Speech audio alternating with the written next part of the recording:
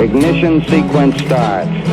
6, 5, 4, 3, 2, 1, 0. Liftoff. We have a liftoff.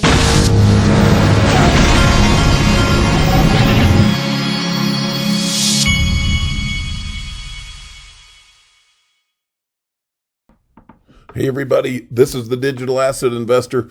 I got a little bit of congestion this morning. Oh well.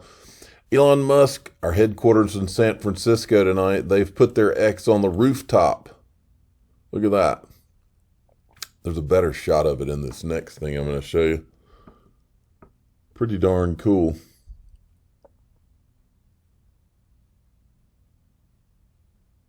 Almost like a bat signal. Okay, then here's a view from like below.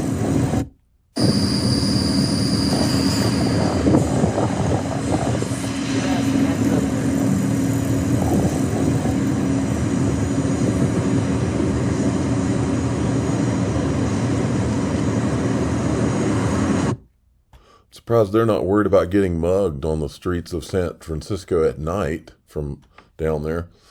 So Jack Dorsey had put this out. Social media is broken. Can we fix it? And many don't remember, but this is the same guy that was censoring political information that turned out to be true back when he was at Twitter. So now the same guy who is supposedly thinking he's going to fix Twitter is the same guy that was helping to censor things that were true back in 2020? And now it reminds me of Barney Frank helping to create the financial crisis, then acting like he had nothing to do with it, then being appointed to be the guy to help fix it with Chris Dodd. You can't make this stuff up. Popular YouTuber Logan Paul purchased this NFT for $623,000 in 2021. Today it's worth $1,600. The only surprise here is that it's even worth $1,600. 16 cents maybe, but not $1,600. Like I said before, sorry to say, but I called this. The cartoon monkey thing was a joke. It was pets.com. I knew it when I saw it because I'd lived through it before. And this was nothing more than like a testing ground for the real technology, the real stuff that's going to change finance forever.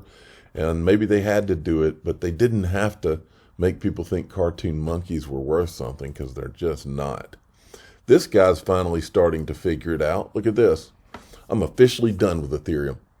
I've used Ethereum exclusively as my layer one since 2017. Bought, traded, stored tens of millions USDT seed tokens over the last 6 years. I'm done. It doesn't work. It's slow, expensive, bloated. DeFi is broken, and not even decentralized. $30 DeFi transaction, $7 USDT transaction, nonstop.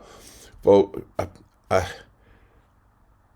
He's using the fact that Ethereum doesn't work to be an indictment of all of crypto. We could have told this clown this 2 or 3 years ago, at least. But guess what? XRP is the only digital asset with legal clarity, and it works. And has worked from the beginning. Joseph Lubin led you astray, buddy. XRP steals the spotlight. Is the Bitcoin era coming to a close? Recent data reveals an increase in XRP active addresses and impressive trade volumes, fueling its strong performance in the current crypto market. Not to mention the fact that it is the only digital asset with legal, all caps, clarity. Mark Phillips reiterates this a little bit. This is a quote from the guys that are behind doing the Palau stablecoin. Bitcoin necessitates cryptocurrency mining, which it uses incredible amounts of energy. The Palau stablecoin is built with Ripple's technology, which doesn't involve cryptocurrency mining and is therefore energy efficient. Again, I could have told you this and did years ago. Proof of work doesn't work. Ryan Zagone from Ripple said it years ago. Proof of work doesn't work. And that's the fact, Jack, and they all know it. They've just been trying to rationalize this any way that they can for who knows what reason. And Anthony Welfare from Ripple spent some time recently in Montenegro, who is also looking into building a CBDC stable coin on the XRP ledger. This is a picture of him there. How cool is that? Now, when you're Homeland Security and you know who the 4 Satoshis are, and you don't want people to know, even though you slipped up in a video, and some of the people have you on video saying that you met with the 4 Satoshis, but you want the world to continue to believe the lie that you do not know and that Satoshi is this anonymous figure. Here's an idea. What else can explain Satoshi Nakamoto's disappearance? Maybe it was UFOs. Maybe aliens did it. Folks, this world we live in now gets crazier and crazier. And I am not weighing in on whether there are aliens or UFOs. But what I am saying is that what I've learned by watching this government the last 5 years is that they are capable of anything in the way of distractions. And I do mean anything. Just watch what's going on right now. Wow. Charles Hoskinson, who said we were all grand conspiracists here in the XRP community, is now weighing in on the Ripple resolution, the judge's ruling in the case. Listen to what he says. So there was a recent ruling. It was a mixed ruling from the judge who was presiding over, I believe it's Judge Torres, who was presiding over the Ripple case, where they kind of split the baby and said certain transactions that Ripple, the company, did were considered to be securities transactions, and that's going to have to work its way through appeal. But then for the all intents and purposes, the secondary market really does look like a non-security transaction. So basically what this does is allows exchanges to relist XRP, and I believe some have already done so. And it also creates a good legal foundation to argue that things like Solana, Polygon, Cardano, and others are not securities, as we've believed all along, and we've continuously analyzed from the Howey side of things. So the war is not over yet. The SEC doesn't really agree with that ruling.